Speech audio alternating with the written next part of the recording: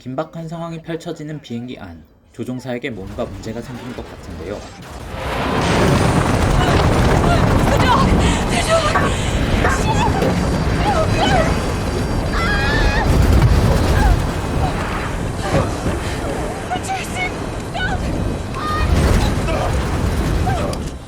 속수무책으로 비행기는 추락하죠. 급하게 비행기를 타야 하는 알렉스가 있습니다. 무슨 일인지 비행기가 결항된 것 같은데요. 내일 결혼을 앞둔 알렉스는 태풍 때문에 결혼식에도 못 가게 된 것이죠. 위급한 수술을 앞둔 의사 벤도 난처하긴 마찬가지였죠. I'm afraid there won't be any more flights tonight because of the storm coming. But you said that. Sir, I'm sorry. Sorry, I couldn't help hearing. I think we may have the same problem. 렌터카조차 이용할 수 없는 상황에서 알렉스는 전세 비행기를 이용하기로 했고 벤에게도 같이 타는 것을 제안하죠. No, I know. I have an idea. Filed your flight plan? No need to. Still line out. Then go VFR. What about the storm? We'll beat it out. Sure. 조금 불안하긴 하지만 선택권이 없는 둘은 근처 공항까지만 비행기를 이용하는데요. 이성적인 성격의 의사 벤과 감정적인 태도의 기자 알렉스, 그 둘은 대화를 할수록 비슷한 점이라고는 찾아볼 수 없었죠. You live in New York? Baltimore. You're from England, right? London. 대화는 하지만 누구도 만족하지 않는 어색한 상태로 비행만 계속되고 있었죠. 폭풍 때문에 비행기가 결항되었는데 작은 비행기로 가는 게 무모한 게 아닌가? 라고 누구나 생각을 하고 있을 법한데요. 아니나 다를까 비행기가 기류에 심하게 흔들리기 시작합니다.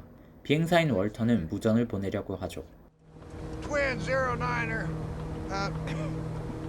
그런데 갑자기 말을 이어가지 못하는 월터. Affirmative. Squawking. 01. 1. Water. What? 그렇게 의식을 잃고 마는데요. 갑작스러운 상황에 조종사인 월터는 뇌졸중이 왔고 비행기는커녕 자신의 몸조차 가누지 못하게 된 것이죠. 위급한 상황에 침착하게 대처하려 해보지만 상황은 여의치 않아 보이는데요.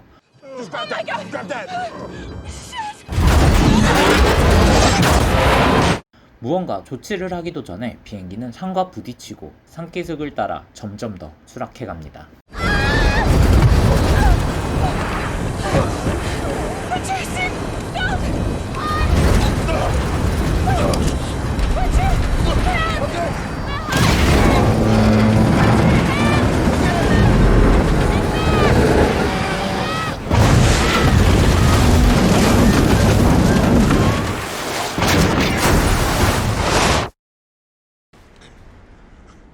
다행히 정신을 차린 벤, 알렉스는 다리를 다친 채 의식이 없었고 조종사는 죽어버렸죠.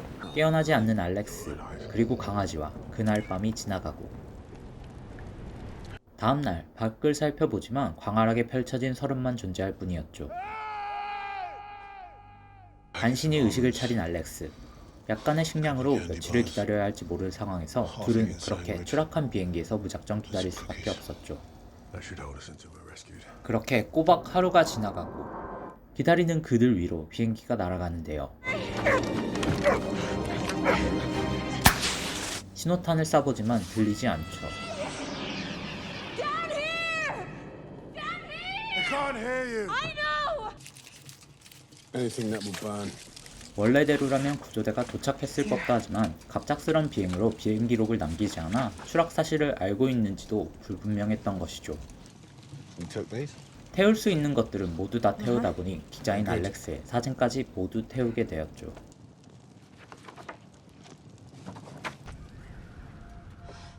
그렇게 이틀이라는 시간이 더 지나가고 상황은 점점 나빠져만 가는데요. 알렉스는 이곳에서 벗어나 뭐라도 해야 한다고 주장을 하지만 벤은 여기가 가장 안전하다고 생각하죠. Then you go. I can't go. You wouldn't make it without me. And I'm still telling you to go. How hard is it for you just to sit still?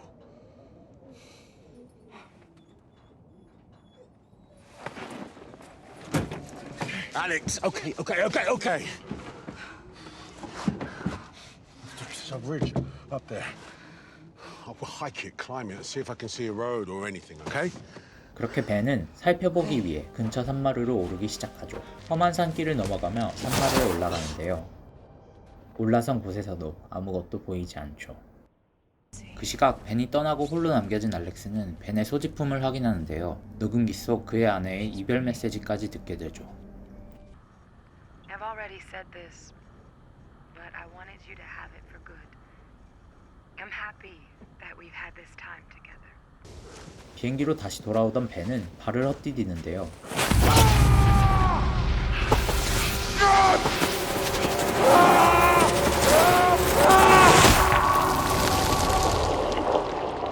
아찔한 위기를 넘기고 다행히 목숨은 건지죠. Ben? Ben! 알렉스에게도 조금 위험한 일이 다가오고 있는 것 같은데요. 밖에서 움직이는 그림자가 벤은 아닌 것 같죠. Oh my god. Oh my god. She's hurt. What the hell is that? What is that? What is that?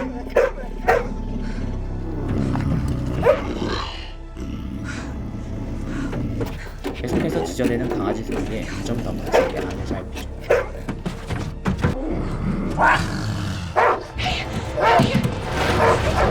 Come back! Come back!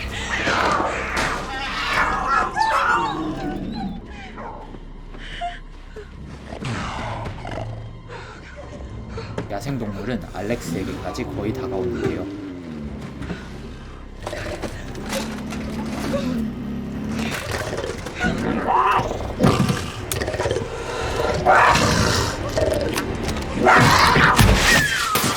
위기의 순간, 다행히 신호탄을 이용해 벗어날 수 있었죠. What happened? There's a cougar. Can you help him? 위험했던 순간은 당분간 버틸 든든한 음식이란 기회로 바뀌었지만 벤과 알렉스는 점점 지쳐갔죠. 벤은 위험을 무릅쓰기보다 무전을 한 위치에서 기다려야 된다고 생각을 했고, 알렉스는 이런 태도가 용기 없이 죽음을 기다리는 것이라고 생각하고 있었죠. Okay, I honestly nearly died. If we stay here, we're safe. If we leave... Look, I don't want to die up here because you're too scared to take a Mate, risk. I don't want to fall off a mountain because you're reckless and selfish. What? 둘의 다툼은 격해지고 결국 벤은 하지 말았어야 하는 말까지 해버리죠. Don't blame me for your fucking problems, because if it wasn't for me, you'd be dead. You're the lucky one. Unlike me, I'm stuck with you.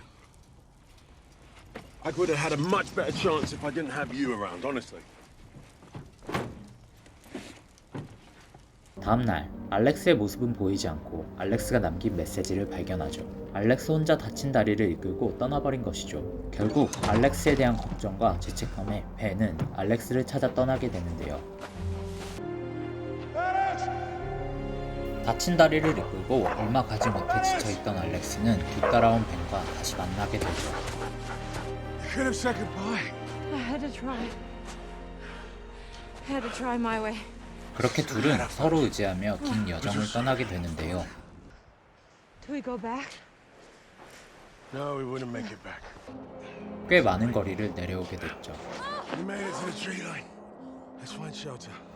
눈 덮인 산 위에는 아무것도 찾을 수 없어 지쳐갈 때쯤 다행히 동굴을 찾아 하룻밤을 머물 수 있었죠. This cave will work.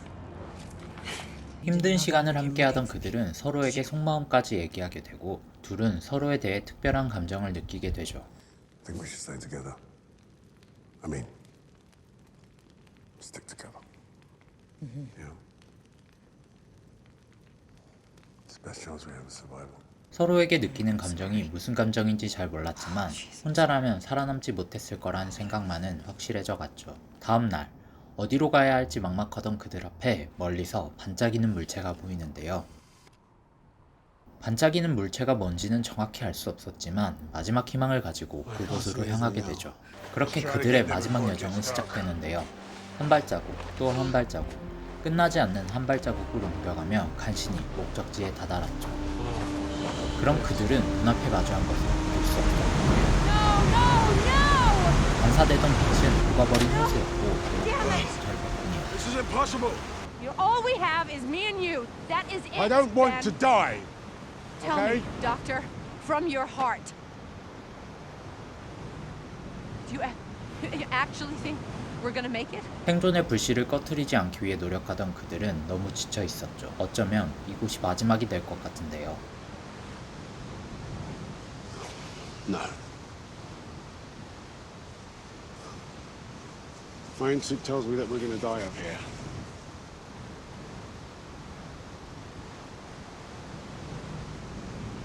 But we do have a choice. And we're still alive. 그렇게 벤은 떠나고 알렉스도 그 뒤를 따라 나섭니다.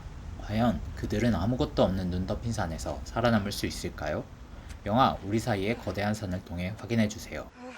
우리 사이의 거대한 산은 눈 덮인 산이라는 고립된 공간에서 펼쳐지는 두 남녀의 생존을 다룬 영화입니다. 영화 속에서는 대립되는 두 인물인 벤과 알렉스가 등장하는데요. 생존이라는 공통된 목표를 향해 한 걸음씩 다가서는 과정이 그려집니다. 여기서부터는 영화 해석 및 스포일러가 포함되어 있습니다. 영화를 관람하시고 봐주시면 조금 더 좋을 것 같습니다. 이 두 인물이 영화 속에서는 대조적으로 설정되어 있는데요.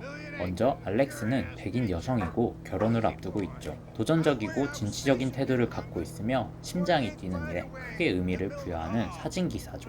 반면 벤은 흑인 남성이고 사별을 했죠. 이성적인 태도로 일관하며 이성을 다루는 뇌를 수술하는 의사인데요. 겉으로 드러난 태도와 다른 내면은 소지품을 통해 나타나기도 하는데요. 이 둘의 소지품이 갖는 상징성 또한 대조적입니다. 지나간 것들에 크게 의미를 부여할 것 같은 알렉스지만 알렉스의 사진은 생존을 위해 아무렇지 않게 태워지는 것처럼 크게 의미가 없죠.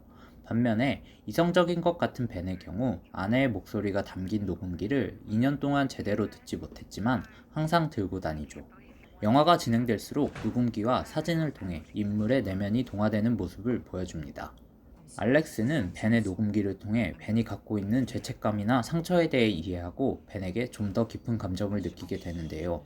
벤도 결국 알렉스에게 사진을 찍어달라고 말하고 둘의 관계는 새로운 방향으로 나아가게 되죠. 결국 이렇게 대조적인 두 남녀의 동화를 통해 표현하고자 한 것은 무엇일까요? 차이나 다름, 갈등이나 간극 같은 것은 인생이라는 큰 산 앞에서 자세히 보면 중요하지 않다는 말까지 나아갈 수 있지 않을까요? 결국 돌아와 평지에서 현실을 마주하는 순간 다시 원래의 모습으로 돌아가 버리기도 하지만 결국 엔딩 장면을 통해 인생이라는 큰 산 앞에서 그런 간극들은 의미를 잃어버리고 마는 것을 명확하게 표현해주죠.